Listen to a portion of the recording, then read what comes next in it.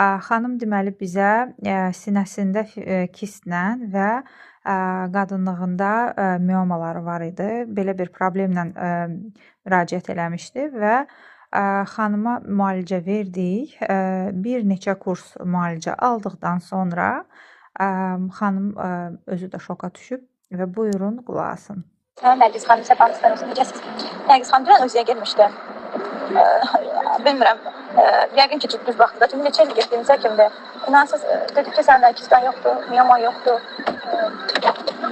Miyoma elə bir ki, dedi, menstruasiya olmuşdu, baxın, balaca bir şeylərdir, qaraltılardır. Onlar da deyir, əslində miyoma sayılmırlar da, yəni böyümə ehtimalları yoxdur. Sinəm də dedi ki, gül kimidir. Halbuki amma mənim sinəmdə ağrı var idi, göynəntidə ağrı idi də. Özüm də narahat edim ki, sinəmdə ağrı var.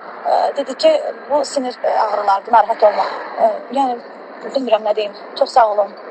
Allah razı olsun. Yenə, inansız, hələ də inanmıram, təkrar başqa bir həkimə də görəcəm ki, neçə illər getdiyimiz həkimdir. Sadəcə olaraq, yəni dedi, gül kimi sinəm. Halbuki kista var idi də, miyoma da var idi. Mən bilmirəm nə deyim, Allah razı olsun. Biz oldu, elə sevindim. Maşallah, əla, laf yaxşı. Necə deyim, belə nəticələr olanda doğrudan da uçmağa